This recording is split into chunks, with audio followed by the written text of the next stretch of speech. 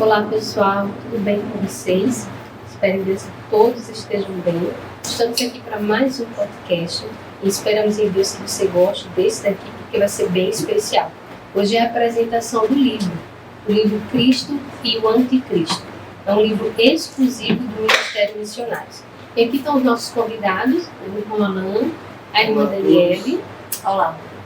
E aqui ao meu lado direito, meu esposo, o irmão Alan. Olá, tudo bem? Esperamos em Deus que vocês curtam, compartilhem esse vídeo, vai ser uma bênção, vai ser maravilhoso. É um vídeo exclusivo, mostrando para vocês os detalhes do livro Cristo e o Anticristo, inédito aqui no Ministério Missionários, tá bom?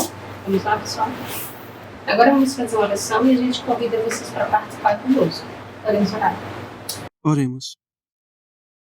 Pai querido, graças damos ao Senhor por nos conceder mais um dia de vida. Agradecemos por estarmos aqui novamente reunidos, entre irmãos e amigos, para podermos meditar na Tua Palavra e entender mais do Teu amor por nós, entender mais também do novo assunto que nós iremos abordar aqui, Cristo e o Anticristo. Queremos rogar ao Senhor a presença dos Teus santos anjos e também a presença do Teu Espírito, para que Ele seja o nosso guia, para que Ele seja o nosso professor, para que Ele direcione a nossa mente para compreendermos a Escritura. Usa-nos conforme o Teu querer e conforme a Tua vontade, para que Jesus seja exaltado. É o que nós te oramos e agradecemos. Em nome do Senhor Jesus. Amém. Amém. Eu queria apresentar para o pessoal também a capa do livro, que está no TV. Eu queria mostrar para vocês. Isso aqui é um esboço que será um livro, tá? E aqui a gente chama de apresentação de uma boneca. É uma boneca do livro. Protótipo. É um protótipo de como ficaria o livro, né? Como ficará o livro. Então a gente está aqui apresentando vocês, tá bom? É um livro que ele vai ter mais ou menos são 92, 98 páginas, eu assim, né? 7 capítulos bem diretos, todos eles, de linguagem fácil, tem até passagens bíblicas também, e é um livro que, quando a gente foi observar, ler um pouco sobre ele, para poder estar aqui apresentando para vocês, a gente notou que é um livro que vai ser também não somente para adventistas, mas para pessoas não adventistas também.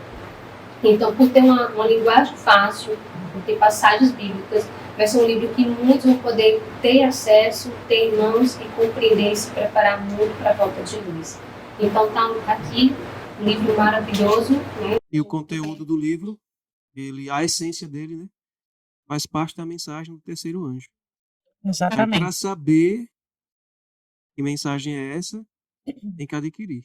Verdade. É que hoje vai ser só um esboço do que vai ser o livro. Qual é a mensagem que ele quer trazer, qual é a finalidade dele por trás de todo o conteúdo que ele tem. E assim, a forma com que o livro vai abordar esse assunto é uma forma com que acredito que a gente nunca viu. Né? Porque a gente sempre vê uma coisa muito assim do anticristo, principalmente assim no meio cristão, de uma forma muito apocalíptica, essas coisas assim. E esquece-se muito do espírito do anticristo, daquele que vai conduzir, daquele que vai levar as pessoas a adorar. O que é que vai fazer com que toda a terra adore a besta? Então, é a preparação que tem sido feita, né, no espírito, na mente das pessoas, para que o homem do pecado seja adorado. Então, assim, esse livro ele vai trazer de uma forma, repito, né, como que tenho certeza que você nunca viu. Então, é muito interessante, como ela falou, é um livro evangelístico também. As pessoas precisam ter esse livro, precisam conhecer, né, fazer esse contraste entre Cristo e o Anticristo, para que elas não venham a ser enganadas. E lembrando, né, como o irmão mencionou, é a mensagem do terceiro anjo.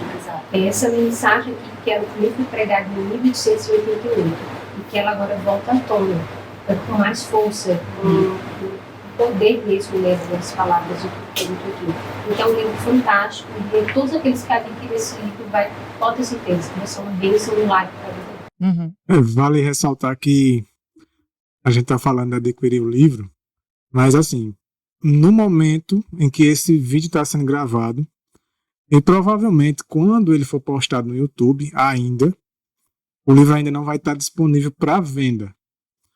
Então a gente vai estar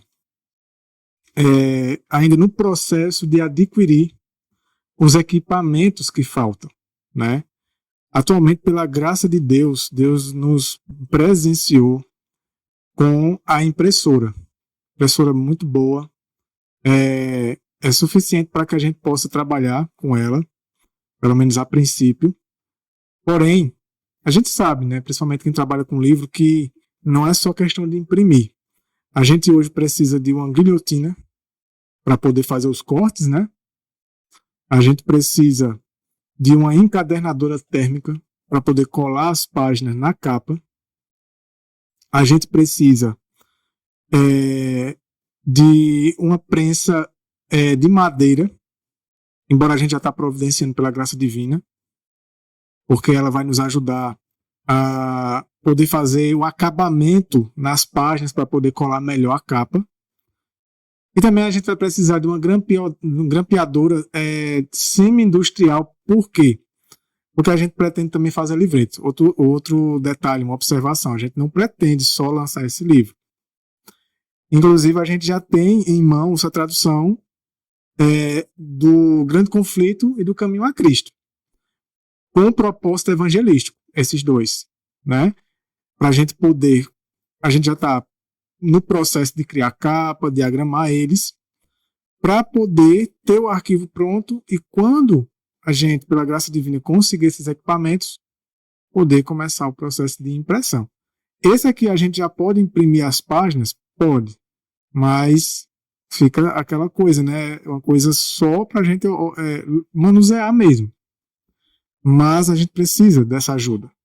Então, aqueles que estiverem assistindo e sentirem no coração o desejo de ajudar, nos apoiar com isso, que a gente consiga não só poder imprimir esse livro para a gente poder vender para as pessoas e as pessoas terem acesso a ele, como também os outros projetos que a gente tem, tá?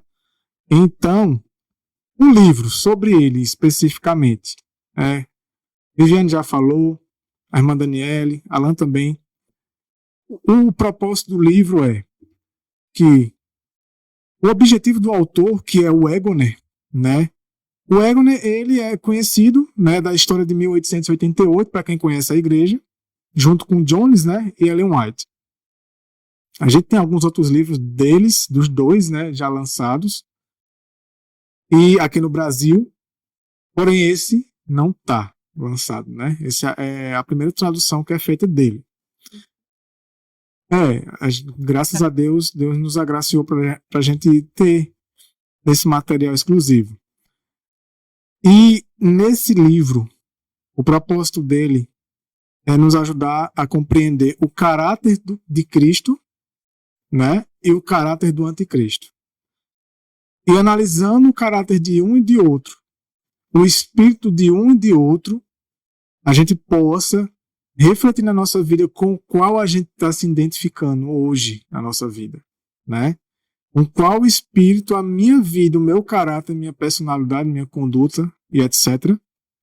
mais se identifica. Por quê? Qual é o propósito? Não adianta você professar que é de Cristo, né? Que é de Cristo, enquanto o seu caráter se identifica mais com o do anticristo. Então, o propósito é esse.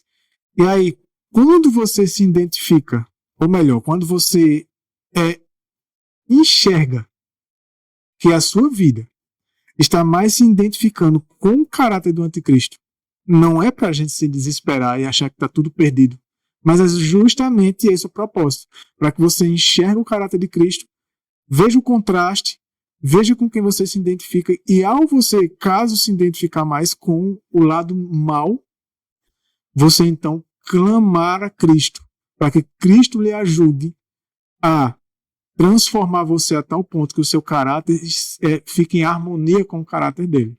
Né? Esse é o propósito do conteúdo. No podcast anterior, nós estudamos o tema da liberdade religiosa.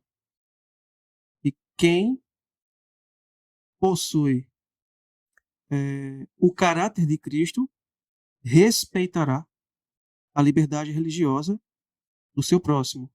Ele colocará em prática a liberdade religiosa.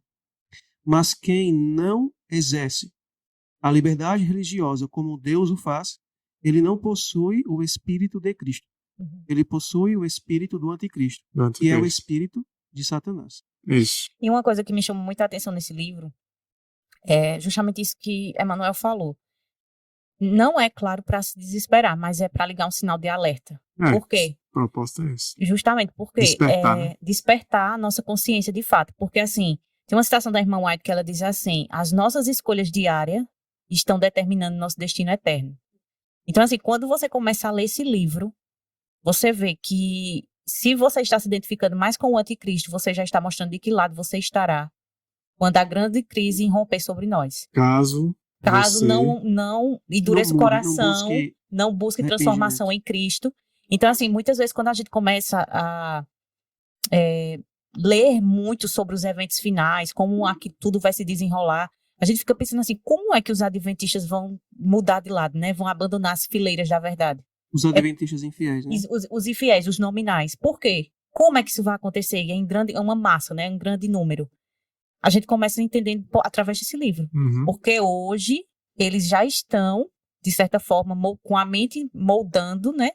De acordo com aquilo que o anticristo tem apresentado. Então, assim, realmente é algo que a se pensar muito seriamente, né? Se não buscarmos a justiça de Cristo, a transformação do nosso caráter, vai ser muito mais fácil do que a gente pensa nos voltarmos contra Deus. Então, não teremos força moral, poder moral, assim, para vencer o mal, porque se ele já estiver impregnado na nossa vida, no nosso caráter. E o livro ele traz isso com força, tá? Muito claro. A essência dele trata muito sobre isso. Tanto que quando eu li esse primeiro capítulo, confesso que fiquei impactada. Eu li, poxa, eu ainda tenho alguns traços, preciso ser moldado, eu preciso trabalhar poucos não, muitos traços ainda, né? Então, quando a gente vem falar assim, Cristo e Cristo, o caráter deles, que é pouco falado, né? E o livro vem trazendo isso à tona. E a gente vai aprender realmente com ele, que é ter o caráter de um, que é ter o caráter de outros, e não se desesperar se tiver o caráter do outro Cristo, muito pelo contrário. Se o livro traz para você essa sensação de que, poxa, estou perdida, louve a Deus por isso, porque é sinal de que você entendeu que precisa mudar e que está muito errado. Então você vai trazer o quê? A essência de estudar mais, querer se aprofundar mais e querer cada vez mais ficar parecido com Cristo. Então o livro traz isso. E nos mostra, assim, que nós, na nossa dependência, né? Porque assim como Alan falou, tanto na questão da liberdade religiosa, que a gente fica sempre, quando a gente lê as coisas, a nossa tendência é nos colocarmos do lado certo. Então, eu que vou ser o perseguido, quando virar perseguição, eu vou ser perseguido. Mas se hoje eu sou o perseguidor, porque eu não respeito a liberdade religiosa, então isso é uma coisa, escolha natural. Cristo e anticristo, quem você escolhe? Ah, Cristo, claro. Mas e as escolhas da vida, daquilo que você tem feito, das suas ações? Tenha sido as ações de Cristo ou do anticristo? Se são do anticristo, você já está do lado dele. Do que adianta, embora, né, eu vou até refazer essa informação. É importante entender quem será a figura, Uhum. né? É importante entender. Inclusive, os adventistas têm, né, esse entendimento de quem será a figura do anticristo, né? A gente vê isso até no livro O Grande Conflito. A materialização desse espírito, né, que já opera. Né? A figura que vai surgir nos últimos dias. E apesar disso, ainda tem muitas denominações que estão buscando, né? Quem será? Será que vai ser um governador, um ditador, um líder religioso, enfim.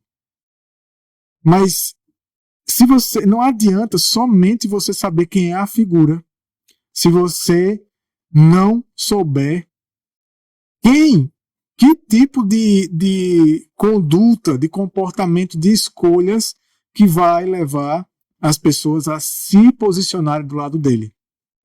Porque quando ele... Tem uma coisa que esse livro diz aqui, que é muito interessante, que Satanás, ele só manifesta os propósitos dele, os planos deles mais abertamente quando as pessoas já estão aqui. Até que elas estejam aqui na mão dele. É muito sutil. É muito sutil. Ele trabalha com muita sutileza. com muito cuidado, ele se aproxima demais da verdade. Para ele é suficiente distorcer 1%. E se a pessoa, naquele 1%, ela concordou, ele vai aumentando a dosagem. É que nem uma dosagem de remédio. Ela vai passando para 5%. E a pessoa vai caindo na conversa e ele vai aumentando de pouquinho em pouquinho. Então, vamos falar o sumário aqui, só para a gente ter noção do conteúdo, né? São 7 capítulos, como Viviane já falou. Veja, primeiro capítulo, Cristo e o Anticristo.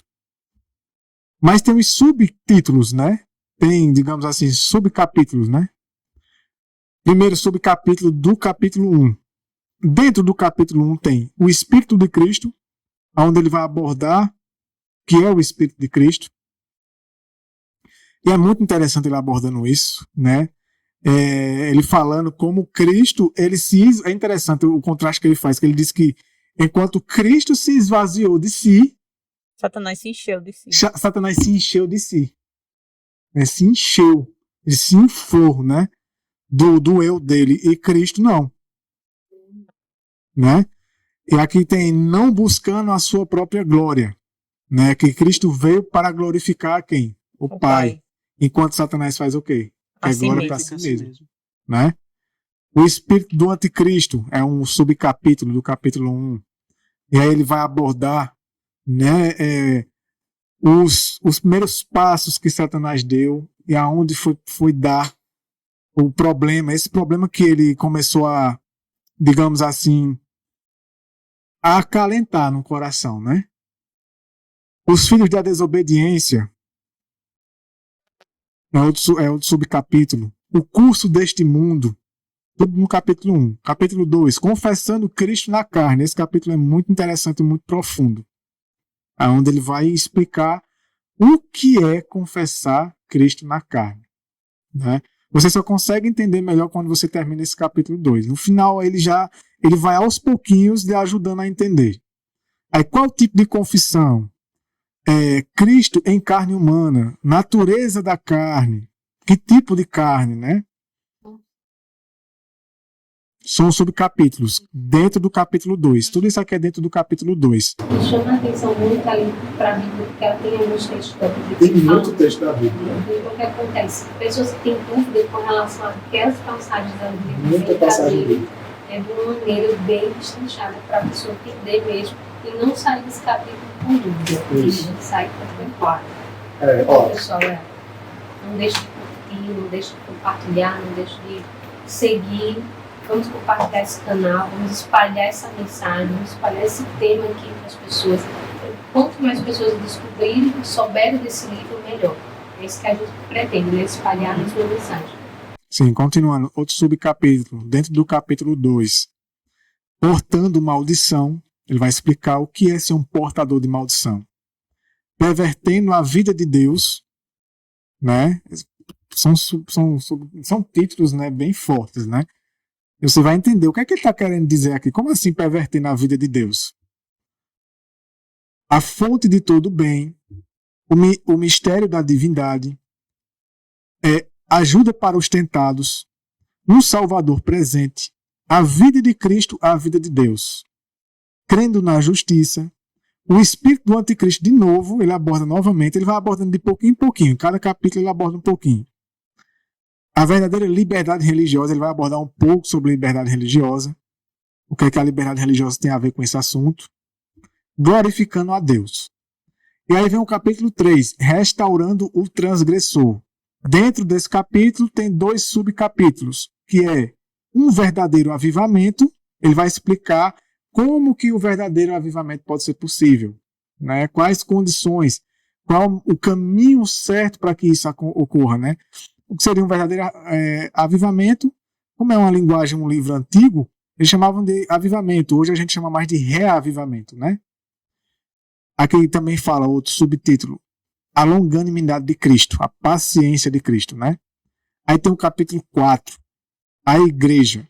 Aí tem verdadeira e falsa. Ele vai aqui ajudar a gente a entender qual é a igreja verdadeira e qual é a igreja falsa. Aí tem altruísmo e humildade. É um subtítulo, né? Um subcapítulo. Outro, o começo da apostasia. a causa da apostasia, jogando a Bíblia fora, você vai entender o que é que ele está querendo dizer, verdadeiros pastores ou bispos, exaltação dos bispos, concílios, a igreja paganizada, tudo isso aqui é subcapítulos, dentro do capítulo 3, 4, né? Tomando o lugar de Deus, fazendo papas. Esse capítulo ele é muito forte. O capítulo 5, espíritos verdadeiros e falsos. Aí os subcapítulos que tem, doutrina falsa, união da divindade e da humanidade, desviando o olhar de Cristo, o papado e o espiritismo, o domingo no lugar do sábado, até isso ele aborda. Capítulo 6, o espírito do anticristo, ele aborda de novo, né, destrincha mais. E o capítulo 7, uma salvação presente. Aí tem os subcapítulos, o Cristo vivo, a palavra viva, o evangelho vivo e uma conexão viva. Então, esses são os capítulos e os subcapítulos do livro. É muito profundo na maneira como ele aborda cada tema aqui. É muito profundo. É muito assim esclarecedor e nos ajuda muito a entender o porquê da gente ainda estar nesse mundo vivendo como estamos vivendo. Porque não entendemos muitas coisas, né? Vamos falar um pouquinho então do capítulo 1. Não vai ser um estudo. A gente vai abordar as coisas que mais nos chamaram a atenção, né? No capítulo 1. No capítulo 1, que é o capítulo Cristo e o Anticristo, primeira coisa que ele fala, o que significa Anticristo, né? Anticristo significa oposto a Cristo. Espírito de um Anticristo é, portanto, o espírito que se opõe ao Espírito de Cristo. O apóstolo João, na primeira carta de João, capítulo 4, verso 3, diz assim: E todo espírito que não confessa que Cristo veio em carne não é de Deus. Mas este é o espírito do anticristo, do qual já ouvistes que há de vir, e eis que já agora está no mundo. E aí diz assim, ele falando: existem muitas formas de manifestação, pois o mesmo apóstolo diz, em 1 João capítulo 2, versículo 18: Também agora muitos se têm feito anticristos. Olha que interessante. Existem muitos representantes do anticristo, né? Do anticristo. Assim como existem cristãos, existem os anticristos, né? Existem os anticristos. E a gente precisa entender isso para tirar da mente só aquela figura, né? Como o irmão bem falou no início. Só a figura daquele líder que vai surgir. Né? Ele precisa, para ele, assim, quando a gente vai ver Apocalipse 17, o que é que vai dar poder à besta? A grande prostituta, ela está assentada sobre muitas o quê? Águas, né? São multidões, povos. Então, esses povos que vão dar sustentação à besta, elas têm o mesmo espírito. O mesmo espírito. Elas precisam ser a reprodução desse caráter. E quando diz assim lá em Apocalipse 13, e toda a terra se maravilhou e seguiu a besta, é justamente por isso, porque tem até uma frase, né? O mesmo espírito. É como uma frase, né, que eu já ouvi dizer assim: caráter atrai caráter.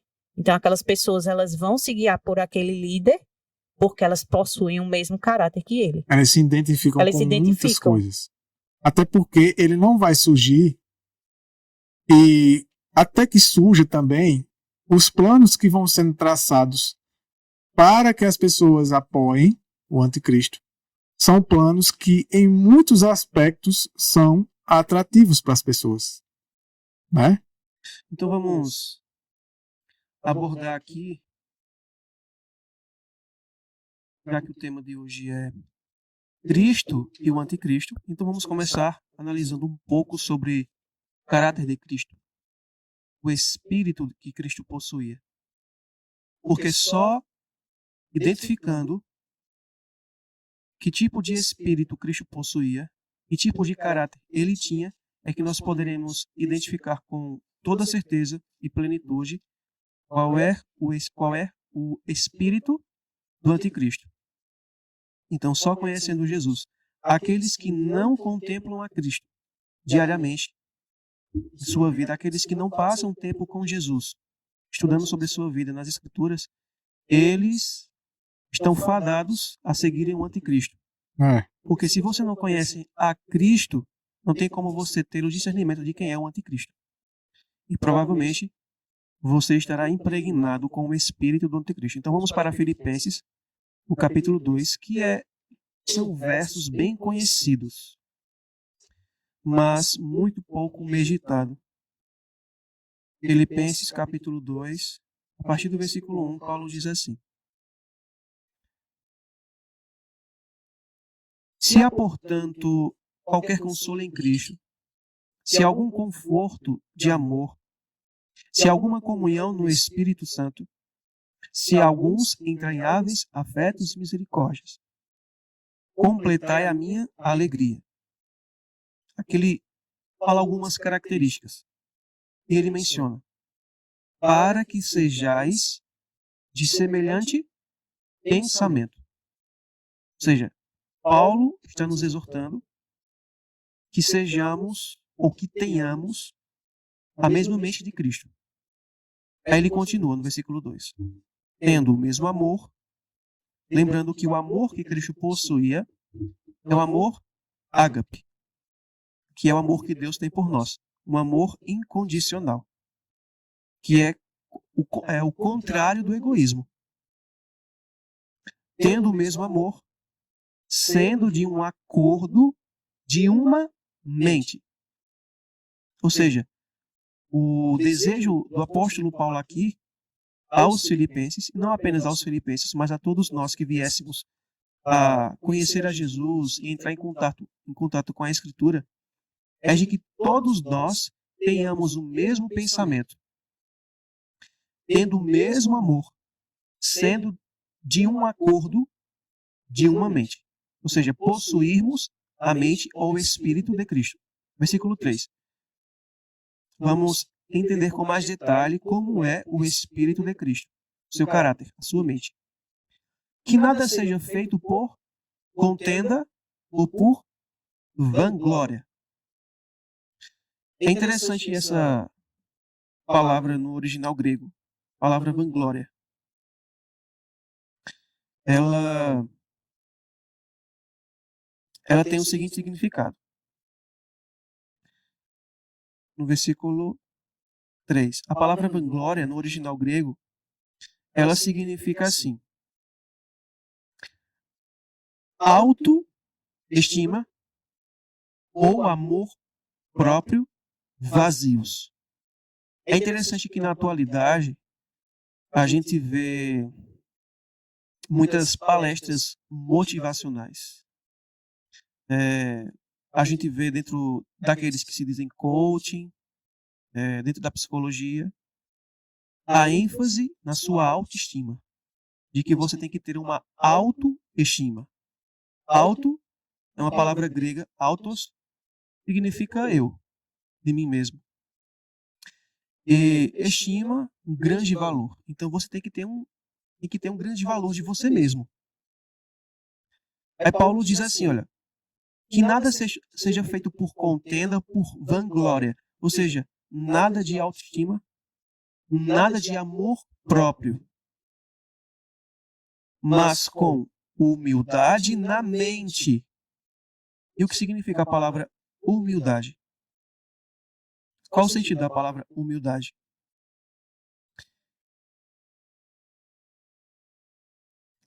No original grego, veja uma dos significados da palavra humildade.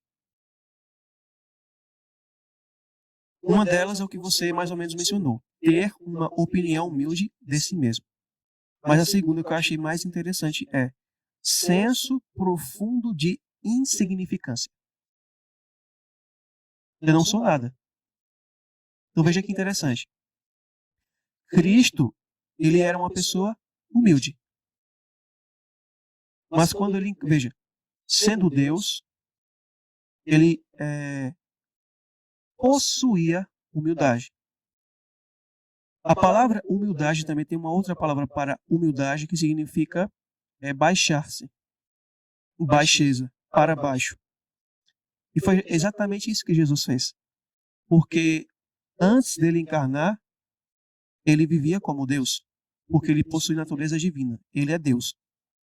A Escritura menciona que no princípio era o Verbo, e o Verbo estava com Deus, o Pai, e o Verbo era Deus. Então Jesus ele não foi tornado Deus, ele já era Deus. Então Cristo possui natureza divina. E ele sendo Deus, Paulo vai mencionar aqui que ele possuía humildade em sua mente. Jesus ele não tornou-se humilde quando ele se tornou um homem e passou a seguir a Deus. Mas como Deus, ele já era humilde, porque essa é a mente de Deus. Justamente, veja, ele sendo Deus Todo-Poderoso, onipotente, onipresente, onisciente, o Deus majestoso, glorioso. Mas eles não buscam exaltar a si mesmos, porque eles são humildes. E Paulo disse que nada seja feito por contenda ou por vanglória, mas com humildade na mente, cada um considere os outros melhores do que a si mesmo. Então Paulo, ele menciona que necessitamos possuir humildade. E humildade é considerar o seu próximo melhor do que você mesmo. Agora, aqui Paulo não está nos exortando a exaltar as pessoas para demonstrarmos humildade. Não é isso que ele está falando. Humildade não é exaltar as pessoas. Humildade é você baixar-se. É você não exaltar a você mesmo acima das pessoas. É você não se sentir-se superior e considerar as pessoas inferiores a você. É isso que Paulo está ensinando aqui. Versículo 4. Não atente cada um para suas próprias coisas. 1 de Coríntios, capítulo 3, versículo 4 e 5. O amor não busca os seus próprios interesses, egoísmo. Então Paulo está apelando aqui. Não atente cada um para suas próprias coisas. Não seja egoísta. Mas cada qual também para as coisas dos outros. Que haja em vós a mesma mente que houve também em Cristo Jesus. Então Paulo menciona aqui, possua a mente de Cristo, que é uma mente cheia de humildade, vazia do próprio eu, e uma mente disposta a servir a Deus acima de todas as coisas e ao próximo como Deus requer. E é interessante que no versículo 6 e 7, versículo 8, ele vai mostrar como era a mente de Cristo. Que sendo em forma de Deus, não teve por usurpação ser igual a Deus. Mas a si mesmo se esvaziou, tomando sobre si a forma de um servo, fazendo-se semelhante aos homens. E achado na forma de homem, humilhou-se a si mesmo. Essa palavra humilhou-se aqui, no grego é outra palavra, que significa rebaixou. Então Cristo sai do seu nível elevado, que é Deus.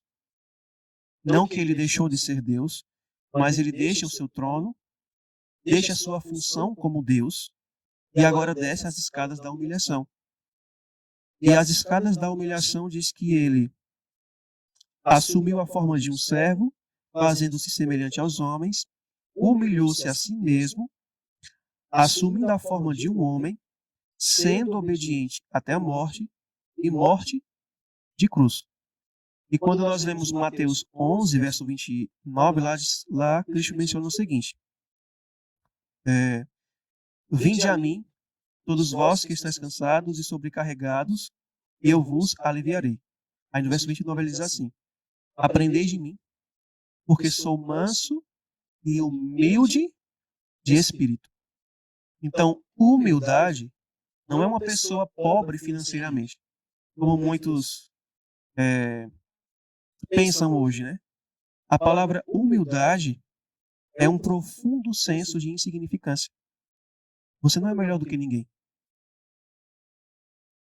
Não busca os seus próprios interesses. Você não busca exaltar a si mesmo você não se acha melhor do que os outros, mas você sempre vai ter em mente de que você não é nada. E é interessante porque nessa passagem aqui, ó, no verso 7, que diz assim: antes a si mesmo se esvaziou, assumindo a forma de servo. A palavra grega aqui é a palavra doulos, escravo, servo. Cristo veio para servir. E no versículo... Cadê? Versículo 7 mesmo, ele fala, né? Antes a si mesmo se esvaziou, assumindo a forma de servo, tornando-se em semelhança de homens e reconhecido em figura humana. É uma outra passagem que depois eu vou ler. Mas perceba a mentalidade de Cristo aqui. A mente dele. Humildade para servir. E não para ser visto. E não para ser exaltado. Ele não veio para exaltar a si mesmo. Tanto é que no Evangelho, nos Evangelhos, tem uma passagem que quando Cristo realizava uma cura ou um milagre, o que é que ele dizia para as pessoas? Não falarem. Não relatem. Não contem. E muitas Um dos vezes eles se objetivos- ocultavam na multidão, né? Para que não trazer glória. Um dos objetivos era para que aquele milagre, ao ser contado, não atrapalhasse seu ministério, por conta da oposição dos judeus. Mas um outro motivo era porque Cristo não queria trazer glória para si. Ele veio para exaltar o Pai.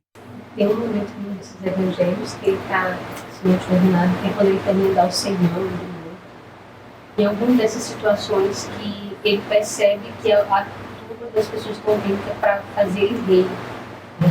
A multiplicação dos pães e peixes. Isso, está vindo para fazer ele rei e ele naquele momento ele se sai, sobressai. Ele não veio com esse intuito, né? Ele veio com o intuito de ser humilde, de demonstrar o caráter do pai, de como ele tem seu ministério, tudo isso e mais, ele percebe que as pessoas faziam isso, né? E por isso que ele fala também tem perigo, não contam, não falam.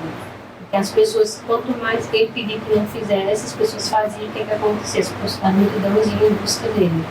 E uma coisa que eu achei bem interessante também, completando isso que a Alan falou, é que será que Cristo só demonstrou humildade enquanto homem? Não. E ele foi acusado no céu por Satanás, né? O caráter de Deus foi posto em prova perante o universo. E uma coisa bem interessante que ele fala aqui no capítulo, na página 8, ele diz assim: a mente que Cristo teve na terra era a mesma que ele tinha no céu. A mente que foi mostrada no seu serviço na terra, quando andou fazendo o bem, e que encontrou a sua expressão mais natural em lavar os pés de seus discípulos, foi a mesma mente que o levou a despojar-se da glória e riquezas que ele tinha no céu. Ele é, aí ele vai citar Hebreus 13:8, o mesmo ontem, hoje e eternamente. Então, ele é humilde. Ele sempre foi, né? Ele sempre demonstrou a humildade. Então, uma coisa que a gente, bem interessante, né, sobre a questão do espírito de Cristo e do anticristo. Quando a gente vai ler o Desejar de Todas as Nações, que a irmã White vai comentar sobre a ceia dos discípulos, qual foi a atitude de Judas perante aquilo? Quando Cristo começa a lavar os pés. De certa forma, ela fala que o seu coração ele foi, de certa forma, tocado. Né? Por um momento, ele ainda quis ceder. Mas, de certa forma, assim, não foi decepcionante para Judas, que tinha o espírito do anticristo. Pô, mas esse homem que eu depositei todas as minhas esperanças, ele se humilha dessa forma. É esse que vai exaltar Israel. Então, veja que quando nós somos colocados diante da humildade que Cristo tem, ou a gente vai ter o coração enternecido, como tiveram os discípulos, ou a gente vai se voltar totalmente contra ele, como foi Judas. Né? Se tivermos acariciando os traços de caráter do anticristo. Aquilo em nós não vai ser algo desejável. Pelo contrário, né? Vai ser algo que vai sacudir, né? A sacudidura ali. Interessante essa questão de Judas, porque quando você lê o capítulo que fala sobre ele, no livro O Desejado de Todas as Nações, e você já tem lido como iniciou o grande conflito no céu, falando sobre Lúcifer, você vê que Judas, ele é uma cópia de Lúcifer. De que tudo que ele estava tramando ali entre os discípulos, todas as desavenças que surgiam, era Judas que estava por detrás. Então a gente vê o espírito de Lúcifer no céu, em rebelião contra Deus, impregnado em Judas. Aí veja que interessante. Jesus, ele se ajoelha para lavar os pés de Judas. O mesmo Cristo estava disposto a fazer por Lúcifer. Só que ele não quis. Porque o espírito dele, o espírito que ele escolheu desenvolver, criar, produzir, se impregnou nele. De tal forma que o coração dele endureceu. Ele não quis abandonar aquele espírito. Agora, quando a gente vê, por exemplo, Filipenses 2,7, nessa versão aqui da King James, diz assim o início. Mas fez-se sem reputação. O que é reputação? A reputação é a imagem que você forma, né, de você, da sua conduta, A popularidade, a fama, seu status. seu status. Por exemplo, fulano está com um bom caráter, uma pessoa de respeito, de renome. Uma pessoa bem de vida, não só financeiramente, mas profissionalmente, Uma e um pessoa bocado de coisa. benquista. Só que no versículo 6 diz assim, que Cristo, sendo forma de Deus, não teve como usurpação ser igual a Deus, aí no versículo 7, nessa versão. Mas fez-se sem reputação. Em outras versões diz assim, mas a si mesmo se esvaziou. Então, no original grego, a palavra esvaziar-se, ou esvaziou, como está conjugado aqui, significa esvaziar, tornar vazio, privar de força, tornar vão, inútil, sem efeito, fazer com que algo seja visto como vazio, oco. Então foi assim que Cristo se tornou. Veja que interessante o que é o espírito de humildade. Faz com que você humilhe o seu eu. O seu eu não é visto. Não existe mais. Ele Não é morto. existe mais o eu está morto. O eu de Cristo estava morto. E agora, era para quê que ele se esvaziou? Qual era o propósito principal, o objetivo? Exaltar o caráter do Pai e servir ao seu semelhante. Isso. Uma passagem do livro, né, que fala assim, observe bem quando ele veio à Terra. Ele tomou sobre si apenas a forma de um servo. Isso não significa que ele não serviu, pois ele também disse isso. Bem como o Filho do Homem não veio para ser servido, mas para servir e para dar a sua vida em resgate de muitos. E ele continua aqui. Em outra ocasião, ele disse a seus discípulos, eu, porém, entre vós sou como aquele servo. Olha que interessante. E para finalizar essa minha fala, o que se quer dizer é que ele simplesmente teve que assumir a forma de um servo, porque ele tinha a intenção de servir antes de vir à Terra para dar a vida na cruz. Olha Exemplo. Isso era resultado de quê? Onde eu estou querendo chegar com essas perguntas? Ele se esvaziou, ele fez todo esse processo, para quê? A palavra se esvaziar dá a entender figuradamente, né? De algo, um recipiente, né? Uhum. Mas era para esse recipiente continuar vazio ou era para ser preenchido com algo? Uhum. Preenchido pela plenitude de Deus. Justamente. Então, o propósito dele se esvaziar do eu dele, de si mesmo, é para que não fosse ele, mas Deus nele. O que Paulo falou de Cristo era uma réplica do que Cristo falou do Pai. Eu não faço nada de mim mesmo, mas o Pai em mim É quem realiza as obras. Então, o propósito dele se esvaziar é justamente para que o Pai, Deus, pudesse habitar nele e ele pudesse mostrar o caráter do Pai através dele. E as pessoas, é incrível, como as pessoas não percebem, porque elas dizem assim, não, Jesus Cristo era amoroso e tudo, mas Deus é muito rigoroso, né? O Deus do Antigo Testamento. Ele só estava refletindo o que o pai Ele era. estava justamente sendo o recipiente para o Pai preencher e através dele demonstrar o caráter dele, ou seja, ele era um instrumento de Deus. Há tanto tempo estou contigo, Felipe, e tu me perguntas, mostra-me o Pai. Pois Eu e o Pai somos um. Eu e o Pai somos um. Agora veja que interessante. Cristo esvaziou-se do seu próprio eu para, como um homem, viver pela fé. Para que o Deus Pai, o Deus Espírito Santo, pudessem habitar em Cristo pela fé. E operar nele o querer e o efetuar. Só que não para somente aí. Para que só então Deus possa ser manifestado, o seu caráter possa ser manifestado. Só que não para aí. Cristo também quer que nós nos esvaziemos do nosso próprio eu, removamos todo o entulho que há dentro do nosso coração, para que ele possa entrar e habitar pela fé. Ele, o Pai e o Espírito Santo. Ele prometeu, né? Que ele e o Pai iriam morar em nós. Farei morada em nós. E o Espírito Santo também seria enviado para habitar em nós. Somos então, o templo, né? Somos o templo. Somos o templo. Ele mesmo disse que ele era um templo. Os três desejam ardentemente habitar em nós pela fé, para que o caráter de Cristo seja manifestado em nós. Mas para isso eu tenho que morrer. O nosso eu deve estar sempre, a todo momento, a todo instante, a cada segundo, em submissão à vontade de Deus. Assim como foi com Jesus. Se não houvesse essa submissão, não tem como nós nos esvaziarmos do nosso próprio eu e Deus habitar em nós e realizar as suas obras. E é interessante que quando Cristo ele diz assim, que em Mateus 20, verso 28, tal como o Filho do Homem não veio para ser servido, mas para servir e dar a sua vida em resgate por muitos. Esse é o amor ágape, o amor que habitava na mente de Cristo e que Paulo, lá em Filipenses capítulo 2, nós acabamos de ler, menciona que nós devemos possuir.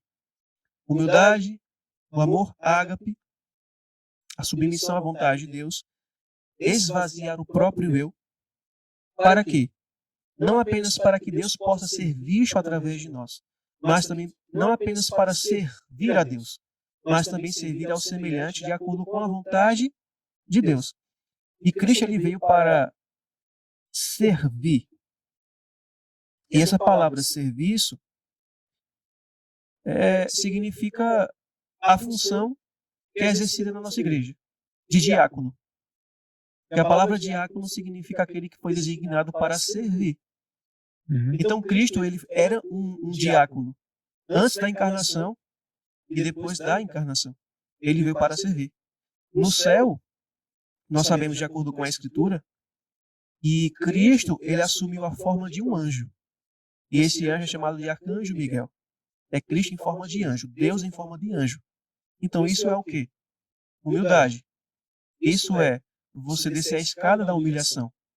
Isso é você veja, Cristo se tornou, encarnou, personificou um anjo, assumiu a forma de um anjo lá no céu antes de encarnar na humanidade, para servir a Deus e para servir aos anjos, às criaturas, revelando quem é Deus. Depois Cristo vai e encarna na humanidade, se rebaixa mais ainda.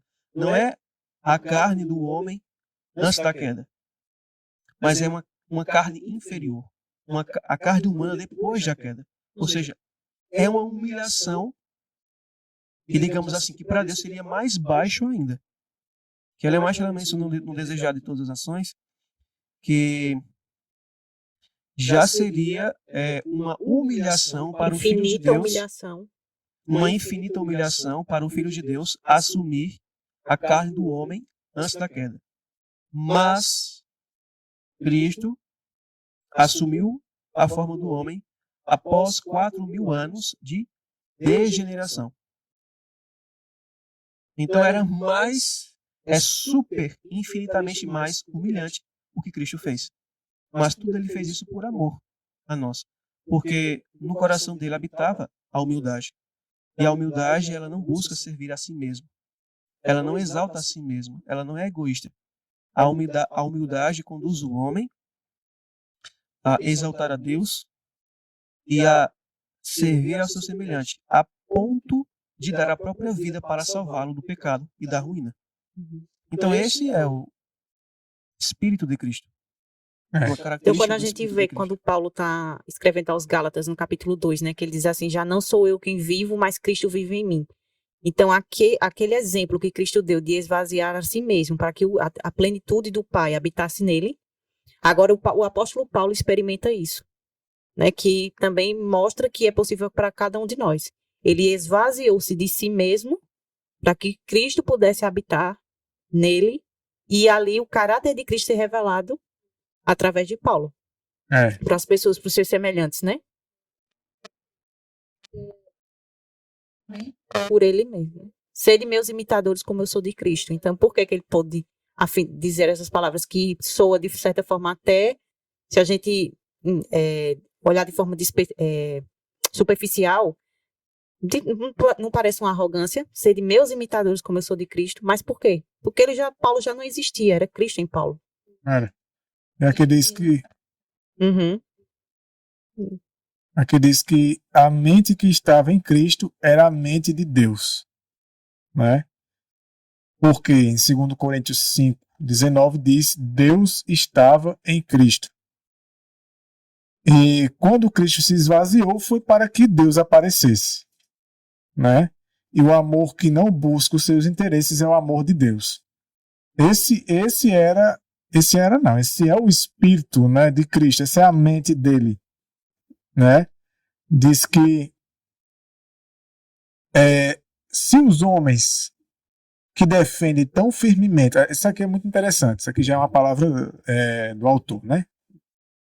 Se os homens, porque eu vou contextualizar, que diz aqui assim, ó, o Espírito de Cristo diz que este é um espírito muito diferente dos que prevalecem entre os homens. A maior virtude conhecida entre os homens é um homem não buscar aquilo que não lhe pertence. A forma comum de autojustificação é: não quero nada além do que me é devido. Eu simplesmente quero os meus direitos. Mas esse desejo não estava em Cristo. Ele desistiu dos seus direitos. Ele entregou tudo aos cuidados do Pai, que o exaltou sobremaneira. Então, os direitos dele, ele entregou tudo a Deus. Né? Tudo que acontecer comigo, que o Senhor julgue. O mal que me fizerem, que o Senhor julgue. Né? Toda maldade, toda injustiça que fizesse contra ele, ele não buscava revidar, ele não buscava os direitos dele, não, eu tenho direito sobre isso aí. Não. Eu vou processar tal pessoa porque ele está me caluniando publicamente. Então, a humildade e o amor, eles não possuem essa característica. Eles abrem mão dos seus próprios direitos. Não foi o que Jesus fez? Ele abriu mão de seu trono, de sua função no céu, para tornar-se um de nós, para servir a Deus, manifestar o seu caráter e servir ao seu semelhante, dando a sua própria vida para resgatar. Exatamente. Agora isso é uma mensagem popular? Não. Você chegar para as pessoas e dizer para elas, como Cristo disse, né? Se te baterem em uma face, vira a outra. Isso não é popular. Por isso que a gente vê que o espírito do anticristo, ele impera na nossa sociedade. Porque isso você não vai, até muitas vezes dentro da própria igreja cristã, né?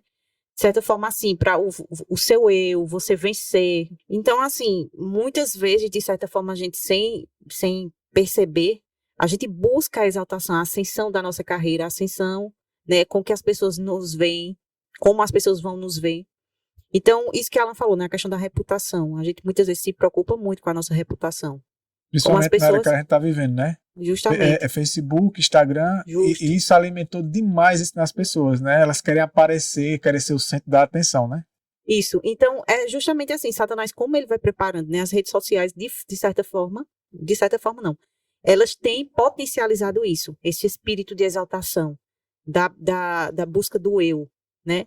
Então, isso a gente vê como isso vai ser. Quando a gente começa a ler esse livro, vai caindo as escamas dos nossos olhos, né? Para ver como esses passos são passos largos para esse caráter ele ser, digamos assim, amadurecido, né, nas pessoas.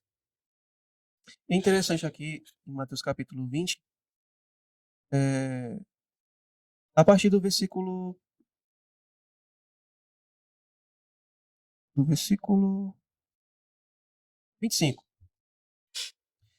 Eu não vou ler o que vem antes, mas a gente sabe que a mãe de Tiago e João, os três, né, foram fazer uma petição a Cristo, para que no reino de Cristo, lembrando que na mentalidade deles estava errada, eles criam que o Messias seria um guerreiro político, um Messias político, que iria estabelecer o seu trono terrestre, libertar Israel do jugo romano e governar todas as nações. E o povo de Israel, que era o povo escolhido de Deus, iria dominar as nações pela força e pela violência. Então, a mãe deles e eles, com esse pensamento, chegam a Cristo e dizem assim: olha, Senhor, no teu reino, coloca um filho meu à tua direita e o outro à tua esquerda. Aí Cristo diz algumas coisas. Os discípulos, ouvindo isso, os outros 10, ficaram indignados. E no versículo 25, Cristo diz assim: então Jesus, chamando-os, disse: sabeis que os governadores dos povos os dominam e que os maiorais exercem autoridade sobre eles. Então, Cristo está fazendo menção aqui ao que acontece na sociedade, no meio político, socioeconômico, de que os governadores dos povos dominam eles. Eles estão sob o domínio deles. E que os maiorais, aqueles que possuem cargos de grande autoridade, revestidos de autoridades, eles exercem autoridade sobre as pessoas. Versículo 26. Não será assim entre vós. Então, essa questão de hierarquia, seguir uma hierarquia, ela não faz parte do Espírito do céu. Não faz parte do plano de Deus. Entre os discípulos de Deus aqui, entre os discípulos de Cristo aqui na terra, não deve ser assim. Por quê? Porque todos nós devemos ser humildes, termos a mente de Cristo, não buscarmos exaltar o nosso eu, não buscarmos exaltar a nós mesmos ou adquirir louvor das pessoas, lisonjas, não buscar os nossos próprios interesses, não buscar ferir a liberdade de consciência dos outros, porque aqui Cristo menciona que os governadores dominam as pessoas e buscam exercer autoridade sobre eles. E a gente vê isso, que eles buscam isentar as pessoas de seguir a sua própria consciência. Infringem a liberdade religiosa. E Cristo diz assim, isso não deve ser assim entre vocês. Aí ele menciona no versículo 26, continua. Pelo contrário, quem quiser tornar-se grande entre vós, será esse o que vos sirva. E a palavra sirva aqui é a palavra grega diakonos, que é justamente a palavra transliterada para o português, diácono, que significa aquele que serve. Aqui tem até a tradução, garçom. Uhum. Então, Cristo diz assim, olha, você não tem que estar aqui para ser servido, para dominar os outros, para dar ordens, para ser servido pelas pessoas. Você está aqui para servir. No reino do céu, o Espírito do céu, a mente de Cristo, ela é uma mente de serviço ao seu semelhante. E lembrando que esse serviço é para salvá-lo do pecado e guiá-lo ao caminho da justiça. E não para fazer tudo o que ele quer. Se tornar um escravo dos desejos pecaminosos do seu próximo. Não é isso que Cristo está dizendo. E Cristo finaliza, versículo 27, e quem quiser ser o primeiro, o mais destacado, o melhor dos melhores, doutor em teologia, mestrado, pós-doutorado em outra área, querer se destacar, Cristo diz assim, e quem quiser ser o primeiro entre vós, será o vosso servo. A palavra doulos no grego, de escravo, está ali sempre para servir. Tal como o Filho do Homem, que não veio para ser servido, mas para servir e dar a sua vida em resgate por muitos. Aí a pergunta é: o Espírito que tem habitado em nós é o Espírito de Cristo? Somos humildes, vazios do próprio eu, buscando exaltar a Cristo e servir ao nosso semelhante para guiá-lo à salvação? Ou nós possuímos o espírito do anticristo, que quer dominar as pessoas, restringir a sua liberdade de consciência, só quer dar ordens, só quer ser servido e busca exaltar a si mesmo e busca extrair dos homens louvor e adoração de si mesmo? Que tipo de espírito que nós possuímos? O de Cristo ou do anticristo? Isso que você mencionou acerca de títulos de exaltação própria, quando a gente vai ler aquele livro Estudos em Educação do Sutherland, né, ele vai falar justamente isso. Ele vai falar dessa hierarquia que foi criada por Roma, né? O papado criou essa questão de títulos. Na falsa educação, isso foi introduzido. E isso é uma realidade muito forte hoje, né? Essa busca pelo eu, pela exaltação própria, pela ascensão financeira, a ascensão acadêmica, isso leva as pessoas a se exaltarem. E essa questão que você falou, por exemplo, da função do diácono, aquele que serve. E muitas vezes isso está tão impregnado na nossa mente que a gente tem essas nivelações dentro da igreja. Por exemplo, a gente sabe que nós devemos nos reportar ao pastor, é uma autoridade eclesiástica, mas assim, a gente não começa a fazer uma escala, tipo, é o pastor, o ancião e o diácono.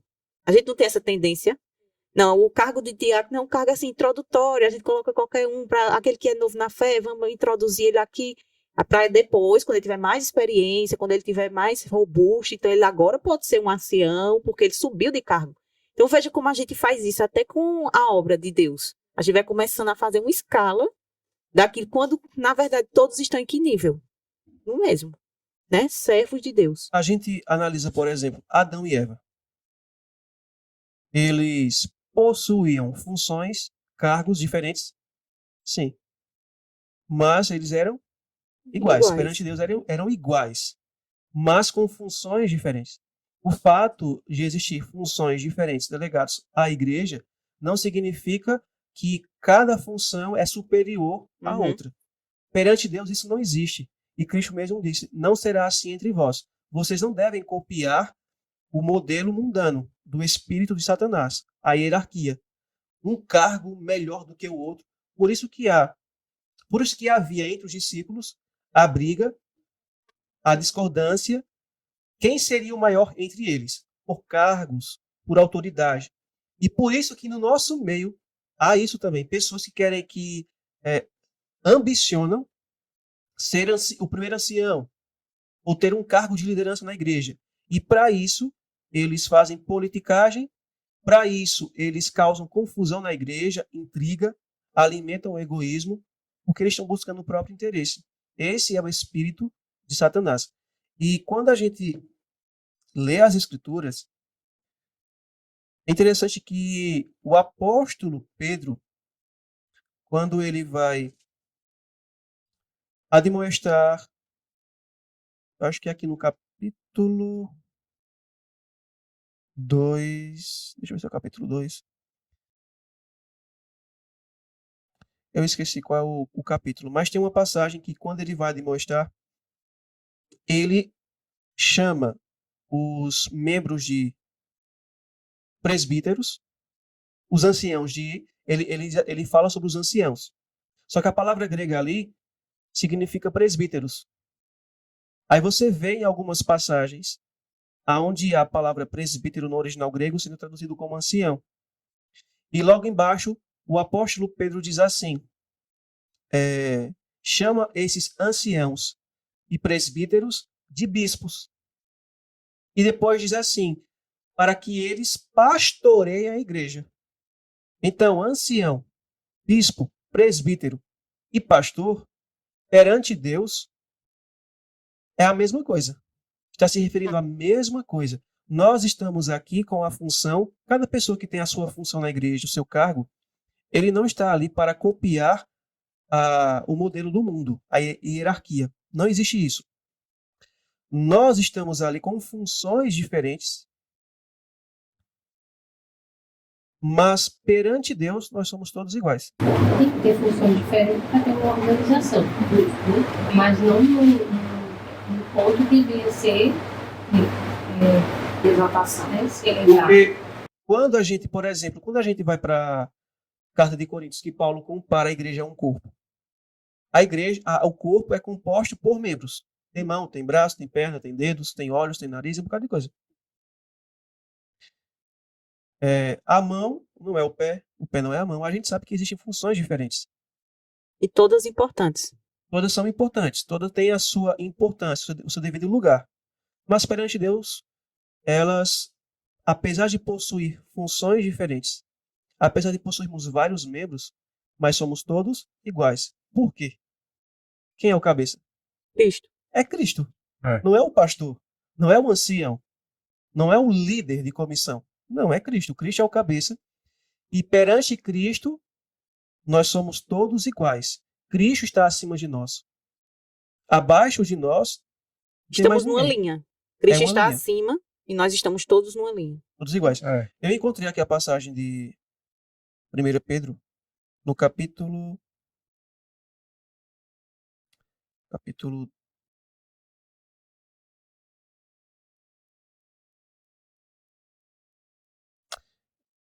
não, nessa passagem não. Aqui está falando sobre Jesus.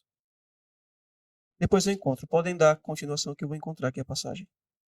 Não, eu queria comentar que essas pessoas que têm esse espírito, né? É aquele espírito do farisaísmo que Jesus fala em Mateus 23, né? E os fariseus, eles faziam questão de sentar nas primeiras bancas, né? Uhum. Faziam questão de sentar na frente, de serem exaltados nos mercados, nos locais, né? Eles sempre queriam ter a preeminência, né? Ser importante, ser tratado como alguém importante, né? Ser tratado com bajulação, ser tratado com respeito, que as pessoas se curvassem a eles. Esse é o espírito que prevalece, né? Muitas vezes. E é o espírito de pessoas que querem ter o direito disso. Né? Não, eu tenho direito porque a minha função, meu cargo... assim, a gente está falando muito de igreja, mas não é só na igreja não, né? Às vezes o indivíduo ele até aceita ser um diácono na igreja, ou uma função, às vezes, mais humilde, mas lá fora não. Né? E aqui diz assim, o espírito que exige os direitos, né, não tem o direito de dar ordem, de querer ser superior, porque isso é a minha função, me dá esse direito. Aí aqui diz assim, o autor dizendo, se os homens que defendem tão firmemente seus direitos, exigindo que eles recebam tudo o que lhes é devido, fossem consistentes e reivindicassem a mesma coisa de Deus, seria justo que ele fosse duro com eles. Aí diz, Deus nos trata melhor do que merecemos, para que possamos aprender como devemos tratar os outros. Porque se esses homens que pedem, exigem direito das pessoas, de um dos outros, aqui nessa vida, exigisse direito de Deus, o senhor tem que me tratar como eu tenho direito. Como é que Deus ia tratar ele? Ser fulminado. Ele ia ser fulminado. Ele cobrar de Deus ia ser justo e dar, né? Tem que ser justo. Não? Você quer realmente que eu trate você como você merece? Tem certeza? Tem certeza que você quer ser tratado como você merece? Está exigindo seus direitos. Então, diante de Deus, qual é o direito que você tem? De ser queimado. É o único direito que você tem. E esse espírito é justamente o espírito que vai ser queimado, né? O espírito do anticristo, né? E a gente agora falando um pouco mais sobre o espírito do anticristo, veja, o espírito do anticristo. Tem um detalhe aqui que é interessante. Fala a passagem de Ezequiel 28 e Isaías 14, que fala sobre a queda de Satanás, né? Lúcifer. E aqui ele diz uma coisa interessante, o autor. Falando sobre Lúcifer. Porque esse espírito é o espírito dele, né? Uhum. Diz assim: ele perdeu seu primeiro estado porque seu coração se elevou por causa da sua beleza. Este é a primeira indicação do espírito do anticristo, pensando em si mesmo. A primeira observação que a gente faz de uma pessoa que ela tem o espírito do anticristo, ou é você mesmo, né, olhando para si mesmo, avaliando a si mesmo. Se você tem o espírito do anticristo, é só pensar em si mesmo. Durante esse contexto, você volta muito pra gente, né? Tipo assim, a gente tem que se observar, se autoanalisar mesmo, se juntar com esse espírito semelhante do espírito. Aqueles. Observe que o pensamento de Satanás era todo sobre si mesmo. Ele tinha certeza de que seus talentos e beleza mereciam um lugar muito mais alto do que lhe foi concedido. A ambição causou sua queda. A ambição causou sua queda. E essa ambição era a ambição egoísta, né? Isso. Ele já tinha tudo. E tudo que ele tinha não era dele, era de Deus. Uhum. Mas ele começou a achar que o que ele tinha era dele. E hoje a gente não faz a mesma coisa. Ele poderia ser igual a Deus, ele poderia chegar no mesmo patamar que Deus, mandar com Deus. Hoje o indivíduo, ele diz: não, eu cheguei aqui porque eu me esforcei, eu só consegui, e essas coisas que eu construí aqui, tudo isso aqui foi por minha causa. Esse é o espírito de Satanás. É o espírito do anticristo. O indivíduo ele pode ter dado o sangue dele por aquilo ali. Mas nesse livro fala que a vida que temos é de quem? É de Deus. É de Deus. A respiração Nossos é de quem? dons, talentos, tudo. Até para respirar, para você acordar. Porque se Deus fizer assim e tirar a sua respiração, o que é que acontece com você? Já era. Né? Você morre. Então tudo é de Deus. Lá em Deuteronômio tem um capítulo, não sei se é o 8, que Deus disse assim: vocês vão plantar, vão arar, vão ter seu gado, vão construir, mas não se esqueçam de que tudo isso que vocês vão conseguir não é pelo poder da carne, não é pelo poder do braço humano, é por meu poder. Nunca se esqueçam disso, ele disse. Nunca. Tudo que vocês vão conquistar é por minha causa. E tudo deve ser para a honra e glória de Deus, e somente Deus deve ser honrado. Mas qual é a tendência do homem? Honrar a si mesmo. São os Buscar meus esforços. os holofotes sempre em si mesmo, né? E a psicologia coach, não é isso? O que é que ele fica incentivando a pessoa? Não, vá, você pode, você consegue, você Você é top, você é o cara. justamente o poder É o está seu eu, o poder né? está em você. Tem até uma frase que eu li assim, seja o capitão do seu destino, você é quem decide o seu. Véi, a Bíblia diz o quê? Que a gente não pode, lá em Tiago, né? Tiago fala que a gente diz assim, se Deus quiser, que a gente não pode determinar nada. Eu vou ali, não sei, eu não sei se estou vivo daqui a um segundo. Então, assim, é como coloca isso no ser humano, implanta isso na mente do ser humano, de que ele pode alguma coisa, de que ele vai fazer. E isso foi o que Salomão diz Satanás que fez com Os Eva. homens planejam, mas a resposta vem do de Senhor. Deus. Só detalhe, só para nos dizer. Esse contexto aí, fonte dessas mensagens, cada dia mais está crescendo. Ganhar muita força. Muita força. As pessoas estão botando sempre nelas. Você é vencedor, você é filho dele. Mas não Cristo vencendo em você. É você que é vencedor por si mesmo.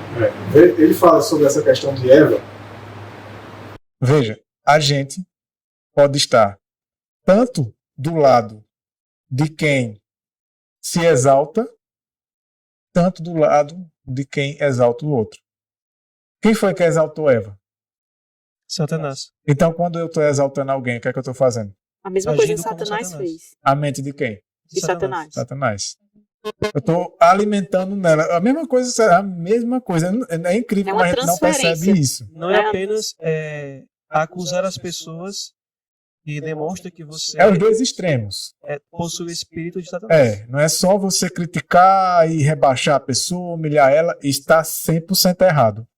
Mas também você O exaltar. começar Porque ele a começou, enaltecer. Tem certeza que foi dessa forma. E ele vai citar aqui que diz assim que no hebraico ele é de uma forma, ele diz assim que era de uma forma até, não, eu não entendi, Sarcástica. sarcástica, né? Ele diz assim, não acredito que foi isso que Deus disse, não tem condições de ele ter dito isso, né? É.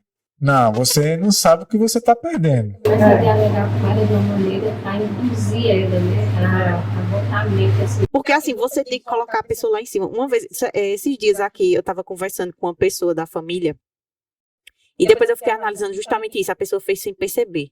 A pessoa queria dar uma repreensão em alguém, e essa pessoa tem dificuldade de ouvir. Aí essa outra pessoa disse assim, não, começa elogiando. Ah. Tu começa assim, tu começa a dizer, olha, eu sei que você é uma pessoa assim, assim, aí depois tu fala. Aí eu fiquei pensando assim, não foi isso que Satanás fez com Eva? É. Como a gente faz essas coisas sem perceber? Geralmente, quando a gente vai falar com uma pessoa, uma coisa dura com alguém, a gente começa como? Elogiando a pessoa. Ó, falando, porque você é uma bênção, você... Mas tem esse ponto aqui. Mas a gente começa a fazer o que Satanás fez. Isso é muito sério e a gente faz sem perceber. A gente também, às vezes, age com o espírito do anticristo quando a gente rebaixa uma pessoa exaltando outra sobre ela. Justo. Não, Ou né? fazendo essa comparação, né? Porque, velho, fulano... Vê, e a gente as mães fazem muito isso Fazem com os muito filhos. isso com os filhos. Às vezes um filho, ele tem menos habilidade, é menos ágil do que o outro. Aí, ó, tu teu irmão, né? Aí o outro bem infla, esperto, bem inteligente, mas tu, rapaz, vou dizer, viu? Não é? E até uma questão assim, ó, fulano, tá vendo? Ele obedece, você não obedece, né? Vê, ele faz tudo, tu não faz nada. É. Então isso cria... Primeiro que já cria um atrito, né? É. Faz com que o outro comece a ter ciúme do outro ou algo do tipo.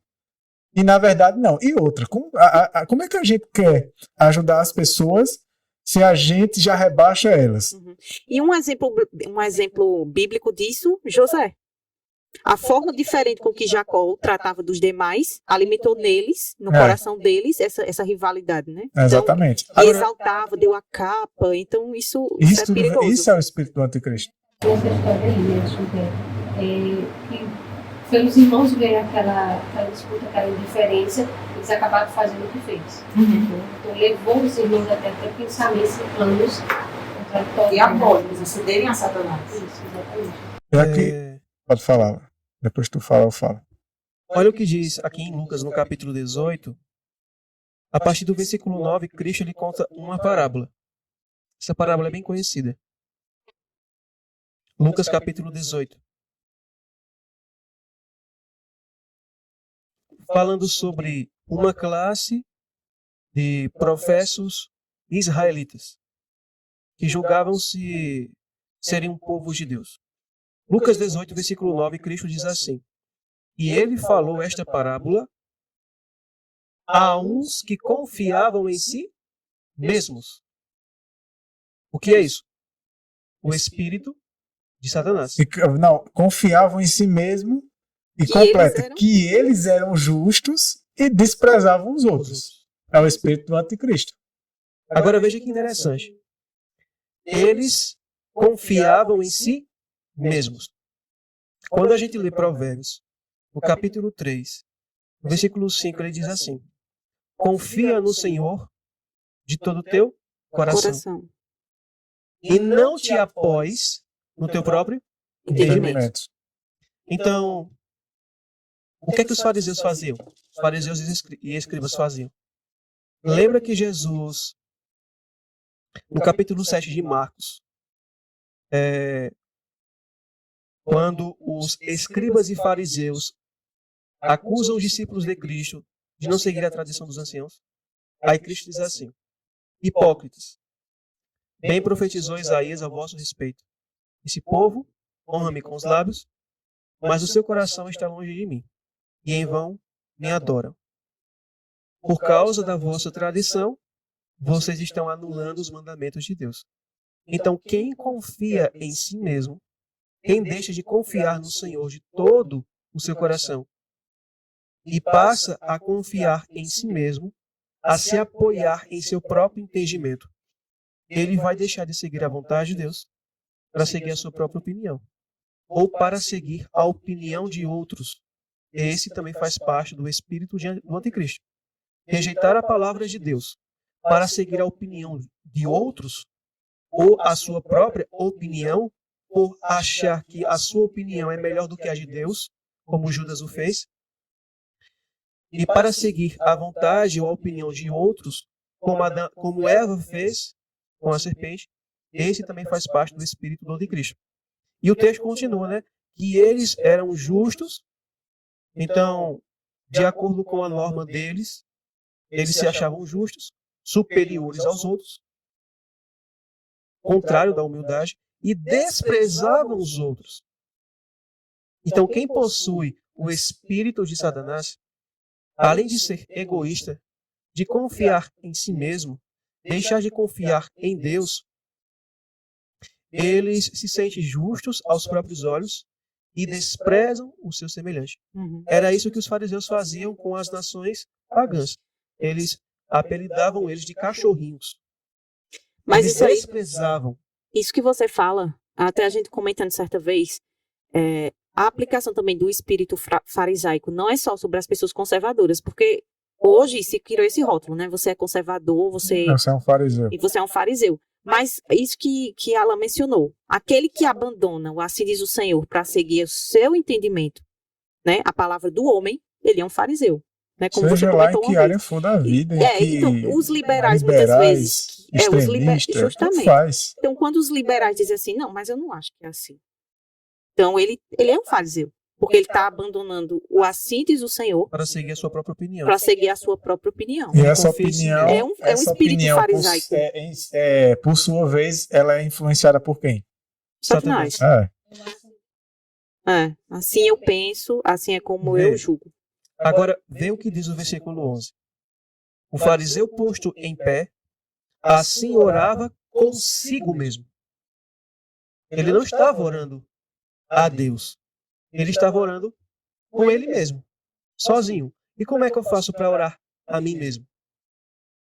Aí, veja o que diz. Ó Deus, eu te agradeço, porque não sou como os outros homens, extorsionários, injustos e adúlteros, nem como este publicano. Eu jejuo 2 vezes na semana, dou os dízimos de tudo quanto eu possuo. Então, a pergunta que eu faço é a seguinte. O que é que o fariseu está fazendo aqui? Ele está louvando a ele mesmo. Ele está exaltando a ele mesmo. Ele está exaltando as boas obras que ele faz. Isso é egoísmo. Exaltar a si mesmo. A gente lembra de quem? De Lúcifer. Eu subirei acima das estrelas de Deus, que são os anjos. Eu exaltarei o meu trono. Aos lados do norte eu me assentarei. E tudo dele é eu.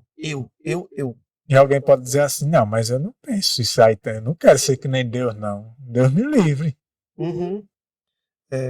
Mas ele fala, Mas- ele fala no livro, né, que você desejar, assim, ser como Deus da maneira que Deus quer. Porque você pode, muitas vezes, de uma forma boa, querer ser como Deus. Né? Quando você Nós se coloca no podemos- lugar dele para julgar, você se coloca, só quem Nós- julga. Nós Pois devemos, é, nós devemos buscar ser como Deus no caráter. Exato. Mas, da Ah, maneira dele, E né? da maneira dele. Como ele quer. como a palavra de Deus diz. Não está errado. Agora, buscar ser como Deus no poder, na natureza divina, como foi o caso de Lúcifer, ele queria ser Deus em natureza e não no caráter. Porque no caráter ele foi. E ele deixou de ser para querer ser Deus em natureza. Então, notem aqui o fariseu. Ele é um professo religioso, um professo cristão.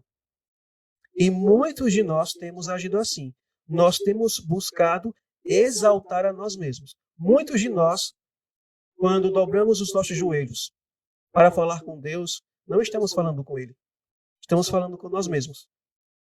Olha, Deus, veja o que é que eu tenho feito na tua causa. Quão bom eu sou, eu tenho dizimado, ofertado. Eu tenho me tornado vegetariano. Tenho dado muitos estudos, muitos têm ido ao batismo, tem um... Sim, por que eu estou passando por essas coisas? Eu não devolvo o dízimo. Isso não é uma É. forma de você louvar Eu aquilo que você entrego faz. livros por aí, faço Então trabalho você tá- missionário. exaltando a si mesmo. Era isso que o Fariseu o fazia. fariseu estava fazendo aqui nessa oração. E é interessante que Salomão, ele diz assim: a boca lisonjeira, que é a boca bajuladora, aqui elogia, opera a ruína. E olha essa outra passagem. Um homem que lisonjeia seu vizinho estende uma rede para seus pés. Então aqui ele está falando de duas situações. Aquele que lisonjeia a si mesmo e aquele que lisonjeia o seu semelhante. E a gente percebe muito isso em nosso meio, dentro do cristianismo. Homenagens e mais homenagens. E tem uma passagem da Bíblia.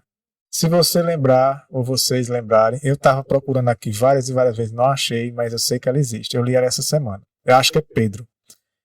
Ou é Pedro ou é Judas, que fala que tem uma classe de homens que lisonjeavam, ele dizia assim, eles vão lisonjear vocês querendo algo em troca. Então toda lisonja, as pessoas às Tem vezes um não motivo param para egoísta pensar por trás. que elas são bajuladas, mas quando muitas dessas bajulações, a maioria, se não quase todas, é porque a pessoa quem está bajulando e exaltando quer alguma coisa em troca. Aquela pessoa que está sendo exaltada, ela tem algo a oferecer ao exaltador, né? Foi isso que Satanás fez com Eva. Ele exaltou Eva porque ele precisava que ela caísse Era. no pecado. Ele queria algo Ele ali. queria algo dela. Se ele fosse direto ao ponto, ela não estaria. Até porque a gente tinha sido alertada junto com a Adão. Então, Qualquer minucioso detalhe que ele falhasse, ela ia perceber que era a tal pessoa que hoje tem falado. sim, a passagem que eu havia mencionado de Pedro, 1 Pedro capítulo 5, do versículo 1 ao 5, onde fala que ancião, presbítero, bispo, eles, apesar de serem palavras utilizadas de formas diferentes, mas elas significam a mesma coisa. Hoje é utilizado como cargos, funções diferentes, mas perante Deus é a mesma coisa. Então vejam só, aqui a gente vê o exemplo do fariseu. E ele confiava em si mesmo, ele era egoísta, deixou de confiar na palavra de Deus para confiar em suas próprias opiniões, achava-se justo aos próprios olhos, desprezava o seu semelhante. Quando a gente lê, por exemplo, Isaías capítulo 65, no versículo 5, havia israelitas que possuíam esse mesmo espírito e diziam assim: não te chegues a mim, porque sou mais santo do que tu. Então, quando o fariseu diz assim, olha, eu não sou como esses, e nem como esse publicano. Então, esse é o espírito de Satanás. Você despreza as pessoas. Porque quando a gente leu Filipenses capítulo 2, lá fala que a humildade é você considerar os outros superiores a você mesmo. E nunca você se exaltar acima das pessoas. Já o espírito egoísta é o contrário. Você busca exaltar a si mesmo e despreza as pessoas. Se sente superiores. Nessa questão aí, bem breve o comentário. A irmã White, quando ela vai comentar essa parábola, ela diz assim: por que que o fariseu condena o publicano? Porque a norma de justiça dele é ele mesmo. Ele está tão cheio de si que ele se coloca numa posição elevada. Se ele estivesse cheio de Cristo, ele veria como ele necessita dele, Como ele realmente é. como ele realmente é. Então, ele não olharia mais o outro como um inferior. Porque ele agora, quem é o alvo dele agora? Quem é a norma dele? Cristo. Então, quando eu me coloco para ser norma, então por isso que eu muitas vezes fico indignada com o pecado do outro. Mas quando Cristo é a norma, aí eu vou me humilhar, porque eu vou ver o quão distante eu estou dele. Pode falar. Se ele não foi longe, isso pode acontecer comigo. Então aí eu vou me voltar ainda mais para querer ser instrumento por Cristo, para não cair. Para finalizar essa parte da questão de você estar lisonjeando as pessoas ou exaltar a si mesmo, buscar exaltação própria, como os fariseus também faziam, né? Porque eles davam esmolas e tocavam trombeta, como Cristo advertiu para que não fizéssemos, para serem glorificados entre os homens. Olha o que ela diz. Comentando a parábola do fariseu e do publicano, na página 161 do livro Parábolas de Jesus, Ellen White diz assim: precisamos evitar tudo quanto estimule o orgulho e a presunção. Portanto, devemos acautelar-nos de fazer ou receber lisonjas ou louvores. Lisonjear é obra de Satanás.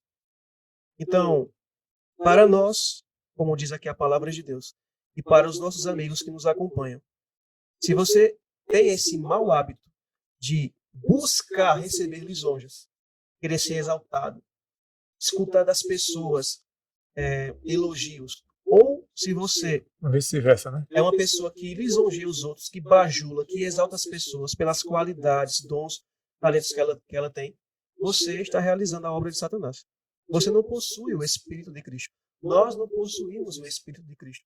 Se nós buscamos receber ou buscamos exaltar, essa é a obra de Satanás. Ó, Judas capítulo 1. Achei o verso que eu tinha comentado agora há pouco. Judas capítulo 1, né? Só é um capítulo. O versículo 16. No finalzinho do versículo 16, ele falando sobre uma classe de pessoas, diz assim: a sua boca vive falando de grandes arrogâncias. Adular é o quê? Bajular, né? Bajular, lisonjear, exaltar os outros por motivos interesseiros. Veja, essa classe aqui que Judas está falando, no capítulo inteiro ele transcorre falando do juízo, em quem iria cair o juízo. E sobre essa classe também iria cair o juízo, o fogo de Deus, né? O juízo final. Porque o capítulo de Judas é falando sobre isso, né? Falando sobre o juízo. Ele até fala de Enoque, Enoque profetizou sobre a volta de Cristo. E aqui está falando que esse tipo de gente, essa classe, os que adulam os outros por motivos interesseiros. Na realidade está dizendo assim, que eles adulam. Quando a pessoa está adulando o outro, ela quer alguma coisa. Não é uma coisa. Vai ter uma exceção ou outra, porque ela está na ignorância dela, claro. São pessoas que não sabem. É um hábito já, né? Tá um hábito dela e às vezes ela adula a pessoa, mas não é porque ela é interesseira, não. É porque ela gosta mesmo de tudo da pessoa. Mas a pessoa está na ignorância dela. Mas tem gente, essa classe de pessoas que ele está falando aí. E quando a gente, mesmo com boas intenções, a gente deve evitar. Mesmo que a gente, no fundo, a gente olhasse para a pessoa, não, fulano é uma pessoa muito inteligente, tal, sendo muito usada por Deus. Mas deixe a expressar essa honra somente para Deus, né? Uhum. Até porque, eu lembrando daquele texto lá a mensagem do terceiro anjo, de Jones, né? Quando ele fala, ele diz assim, que quando a pessoa tem a mente de Cristo, quando você vê Cristo na pessoa, você nunca é dirigido somente para a pessoa, você é dirigido para Cristo. Esse é o propósito. Justamente. Então, quando o irmão está sendo usado por Deus para dar uma palavra, você nunca vai dirigir somente para ele. Olha que homem de Deus. Não, você vai ser dirigido para Cristo. E outra, a gente pode desviar um indivíduo que está no caminho certo, de tanto que a gente elogia e bajula ele, faz com que ele comece assim a enxergar ele. É como se Cristo, ele fizesse aquilo ali. Ele começa a perder de vista que é Cristo quem está fazendo nele. Uhum. Né? É Cristo quem está fazendo nele. Pedras de tropeço. Ela finaliza dizendo o seguinte: lisonjear é obra de Satanás. Procede ele tanto com bajulações quanto acusando e condenando. Deste modo procura causar a ruína da alma. Aqueles que louvam os homens são usados por Satanás como agentes seus. Esquivem-se os obreiros de Cristo de toda palavra de elogio. Elimine-se de vista o próprio eu. Cristo somente deve ser exaltado. Dirija-se todo o olhar e acenda o louvor de cada oração àquele que nos ama e em seu sangue nos lavou dos nossos pecados. Apocalipse 1:5. Então nós não temos que buscar exaltação própria e nem temos que elogiar as pessoas. Nós temos que exaltar a Cristo. Somente Ele. E aqui eu encerro, né, com essa reflexão do autor. Diz assim: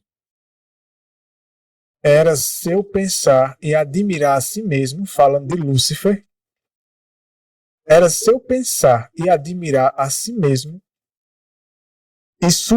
e sua consequente busca por avanço de si mesmo que o fez dele o dragão. Olha, Então a gente tem que ter cuidado, porque esse é o espírito que nos tornará também como um dragão diante de Deus. E adoradores da besta. Agora aqui diz o seguinte, já é no finalzinho do capítulo 1. Vale lembrar que a gente até agora só comentou o capítulo 1. Imagina o resto do livro, O né? livro é rico, né? E a gente foi levado a todos esses comentários através do capítulo 1. Por isso, pessoal, fica a mensagem. Em breve vai estar impresso para venda, então adquira já o seu.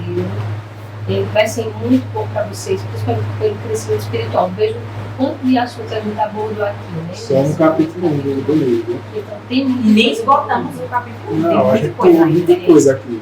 Tá? Essa foi uma mesclada, né? Ele finaliza com isso aqui, ó. Portanto, somos justos em dizer que o espírito de um anticristo, se você parar para pensar, ele fala assim, de um anticristo. Ou seja, Uma classe. assim de como pessoas. existe Cristo, e existem os cristãos, que são seus seguidores, imitadores dele, em quem ele habita, e ele aparece e não o eu da pessoa, existe o anticristo, e existe os anticristos, que são cópias dos cristãos no sentido oposto, né? Da vida. Somos justos em dizer que o espírito de um anticristo é simplesmente o espírito de si mesmo. Onde quer que o eu predomine, Satanás governa. Olha o que ele diz aqui. O espírito que opera nos filhos da desobediência. Aí vale lembrar, será que essa desobediência só pode ser atribuída a um alcoólatra, a um drogado, a uma prostituta, Não. a um ladrão? Não, a todo aquele que for egoísta. Toda palavra que sai da boca de Deus, seja ela pouco ou muito, grande ou pequena, aos nossos olhos, né? Ao ser desobedecida, nós estamos nos colocando na posição de quê? Filho da desobediência. Diz aqui, ó. O espírito que opera os filhos da desobediência é o espírito do eu. É o espírito do eu. Ainda não aprendemos completamente que o eu é de Satanás. Então, o eu, em tudo na vida que ele se sobressai, ele está exaltando Satanás. Ele está agindo por influência de Satanás. É Satanás nele, agindo na pessoa. Isso é muito forte, né? Eu sei que muita gente vai ouvir isso e não vai gostar. Mas, se fosse Cristo, Cristo iria levar a pessoa a julgar o outro, a criticar o outro, a falar mal do outro, a se achar melhor do que o outro. A gente viu até agora que Cristo nunca agiu assim e o Espírito dele não vai levar ninguém a isso. Então, se a pessoa está agindo assim, é Cristo? Não. Não. A mente de Cristo é sempre humilde, vazia do próprio eu e sempre disposta a servir e a fazer o bem ao seu semelhante. Isso. A mente de Satanás é sempre orgulhosa, cheia do próprio eu e Arrogante. sempre disposta a ser servido e a fazer o mal ao seu semelhante. Isso. E aqui diz assim, toda manifestação do eu isso, eu aquilo, eu não sei o que, eu isso, não sei o que, nada mais é do que a manifestação da obra de Satanás no homem. Todo o pecado entre os homens surgiu do egoísmo. E nos últimos dias, os tempos serão perigosos, pelo fato de que haverá homens amantes de si mesmos. A gente nunca parou para entender isso, né? Quando Paulo escreve a Timóteo. A gente nunca tentou. Homens amantes de A si gente mesmo. pensa que amantes de si mesmo são aqueles que bebem, usam droga. Que assim, adultério. estão Aqueles homens que estão lá em Dubai, né, nadando em piscina de dinheiro. Você ali, só caça as satisfações comendo carne da da ouro. carne, né? A concupiscência. Mas a gente esquece que são essas questões. O E egoísmo. é nas pequenas coisas. Por outro lado, ele diz assim, Emanuel. Cristo não agradou a si mesmo. Interrompendo é rápido. Por exemplo, só um exemplo rápido. Às vezes, a gente está buscando resolver algum problema. Aí Deus dá a solução. Faz isso. Vem aquele pensamento. Faz isso. Aí a gente, eita, que ideia boa, vou fazer isso. Vai lá e faz. Aí, quando a gente vai contar para outra pessoa, o que é que a gente diz? Eu tive a ideia. Eu pensei isso. Eu tive a ideia. E fiz. Não é Deus. Tá vendo? A gente tira Deus. O eu Uma coisa bem exaltado. simples, né? Bem simples, e a gente faz até sem perceber, sem querer, né? A gente faz isso com Deus, faz isso com as pessoas. Tem gente que toma o mérito de algo que alguém ensinou ela, orientou ela, ó, fulano, é melhor assim. Aí quando dá certo, se der certo, né? Se der errado, a pessoa diz, ó, foi fulano. Se eu não tivesse seguido a orientação do fulano, não tinha me dado mal. Aqueles aqui, ó. Quando não dá certo, ele fala para a pessoa, olha, foi fulano que me deu essa dica. Né? E quando dá certo, eu sei fazer. Acusação e bajulação. Aqui diz, por outro lado, Cristo não agradou a si mesmo, está em Romanos 15:3. Quem quiser ser seu discípulo de Cristo deve negar a si mesmo. Então, como Cristo esvaziou-se e permitiu que Deus aparecesse em sua plenitude, os discípulos de Cristo devem permitir que ele, Cristo, entre em seus corações, afastando o eu por meio do mesmo poder pelo qual ele esvaziou a si mesmo, para que sejam cheios de toda a plenitude de Deus. Então, é seguir a maneira de Cristo. É seguir Cristo em tudo. Ele se esvaziou do eu dele para que o Pai aparecesse, Deus aparecesse. E o anticristo, o espírito de anticristo é contrário a isso. Não aceita isso em nada na vida. E aqui nesse livro Parábola de Jesus, ela diz assim, que nós não podemos por nós mesmos nos esvaziar do nosso próprio eu. Não. Nós temos que ir Ainda a quem? necessitamos dele.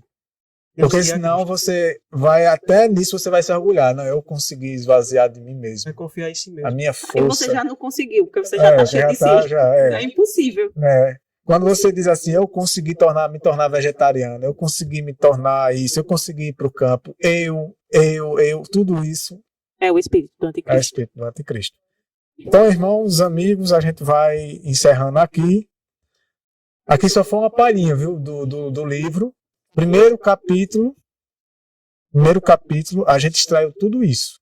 E não né? abordamos todos E os não, a gente capítulos. não chegou a ler, acho que será nem 50% do capítulo, embora é pequeno. Mas é muito extenso, Muito carregado de informação. muito Quanto carregado de informação. aprendizado ele vai tirar desse livro? Muita lição, são muitas lições. E imagina o resto do livro. Né? Imagina o resto do livro. Então, encerrando mais um podcast, a gente agradece você de casa que nos acompanha, curte, compartilha, passe mesmo essa mensagem para outras pessoas. Esse canal precisa chegar até os confins da internet. Está aqui o livro, o esboço do livro, uma bênção, muito bom esse livro. Vocês que vão adquirir vão gostar muito dele, pois ele é tremendo, o aprendizado que está aqui é gigantesco. Lembrando que essa é a mensagem dos últimos dias. Você precisa ter um exemplar desse livro. Então fiquem atentos. E sim, pessoal, ore por nós. Ore pelo Ministério de Missionários para que a gente possa conseguir recursos para comprar o restante dos equipamentos que faltam. O livro já está pronto. Ele praticamente só está esperando ele chegar os equipamentos para a gente poder já começar a fazer eles, os exemplares deles e colocar à venda. Então eu peço a vocês encarecidamente, orem pelo Ministério para que a gente possa conseguir esses recursos e muito em breve esse exemplar está com você, em seu lar, para abençoar você e sua família. A gente agradece a você, desejamos a você tudo de bom, que Deus te abençoe, abençoe sua família, que o Espírito Santo do Senhor habite sobre vocês, tá bom? Fiquem com Deus e até o próximo podcast. Deus abençoe a todos. Até a próxima.